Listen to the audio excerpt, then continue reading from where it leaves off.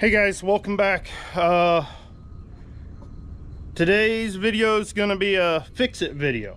For those of you that haven't watched the short, go back and check it out. Came out and my batteries are dead. I got struck by the JT infamous aux battery situation is what I'm going to call it. Pretty upset about it, but it is what it is. So I'm gonna bring you in and show you kind of what I got to do to get set up and going, and then we'll jump into it. In my situation, I've got to remove part of my snorkel so I can get to my fuse box, and then naturally I'm gonna disconnect my battery terminals. There's two ways to do this. One of them, you can remove the inner fender.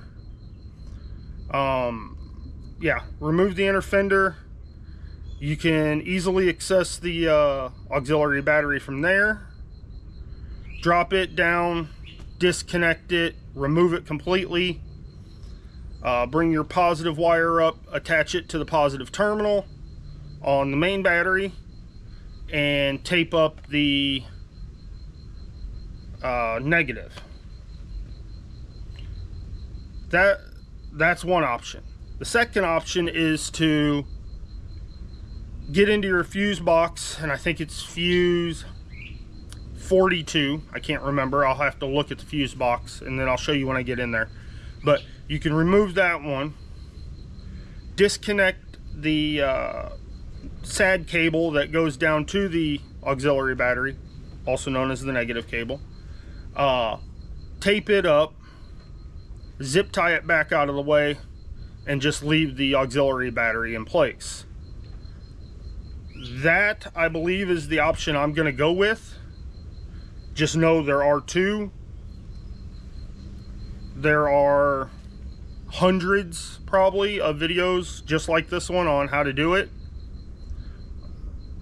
but just in case you ain't seen one, I'm gonna give you a shot, or give it a shot and let y'all see it, and I'll keep you updated on what's going on. There's not going to be a whole lot to show, but I'll show you what I can. Most of it's going to be me struggling with getting this snorkel off, because let me tell you, that silicone is tight. So let me get everything tore apart and I'll show you where we are. All right guys, so I got it all apart. I went a little overboard because I just like taking things apart. So let me show you what I got. No more battery, it's laying over there. I took the air intake off just because it made things easier, and I got the cover off the fuse box. So the fuse we are looking for is right here. I don't know how well you can see that, but it says PCR controls feed ESS. That is that stupid start stop, and that's what it's going to disable, and it shouldn't be anything else. So that being said, let me show you where this what is it? I think it's a 10 amp fuse. I don't want to lie to you too much. Yep, 10 amp fuse. It's number 42. Alrighty, we'll throw that over there. Alright, so you got your three grays, a brown and a gray. In between them, it's that red 10 amp right here. Well, I can't get it. I got it. I can't get an angle, but it's right here. There's two blue, then a red. It's the red 10. So we're gonna get our handy dandy fuse puller. Maybe. Oh, helps you use the right side of it. We're gonna pop it out. Back here, there's a place for spare fuses. We're gonna put that bad boy in there. Put that back where it goes. Now, with all that done,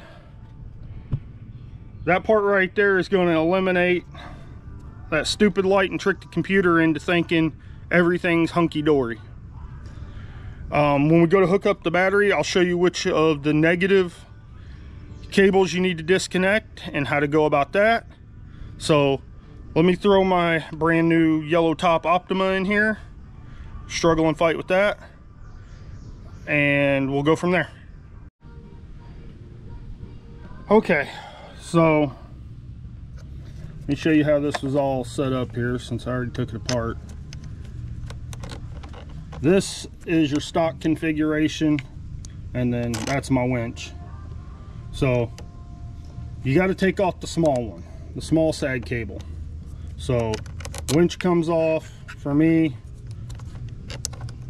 main battery comes off, and then you have your aux battery. So for the moment, we're going to push that back over here. We're going to put main battery back. We're going to put the winch back and our nut, and I'll tighten all that down. This one we're going to take and tape the crap out of that, and then just kind of pull it back here like so, and zip tie it so it don't arc out, and then put everything else back together. So I'll show you what it looks like when it's done. Alrighty, I got it back together for the most part. Got my air intake on. I still got to put the snorkel on, but I won't bore you with that either. So again, here's that sag cable that we disconnected and taped up. This is temporary for me. Eventually I am going to come in through down here, because that battery sits about here and it's just 3 bolts, and then you'll bring it up and I'll hook up here to my positive, but that takes a while and I don't feel like doing it today. This is good enough. It'll get me through. I'm gonna put on my snorkel, and then I'll take you inside the Jeep to show you that the light's gone and that we're charging and everything is good, and then I think we'll close her out. So I'll see you in a second. Okay guys, so she's all done. As you can see, snorkel's back in. I did my little zip tie trick around the hose clamp so it don't cut me. Everything looks good under there. I didn't put the carpet thing back over it. I like the yellow top, let it show. Yeah, she's all back together. So we're gonna hop in here and start it up and see what we get. All right, clutch and brake.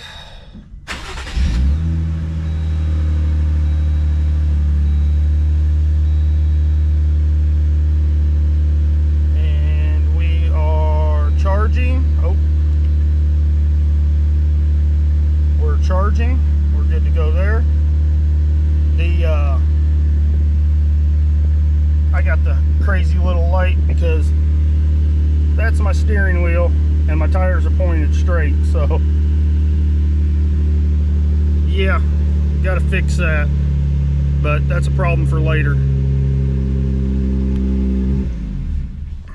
So that is basically the auxiliary battery bypass. I hope that y'all enjoyed it. It wasn't too boring and you got as much information as you needed. I feel like you did. Got any questions, you know, put them down there in them comments. With that being said, remember to like, subscribe, and share, and we'll see y'all in the next one. Bye.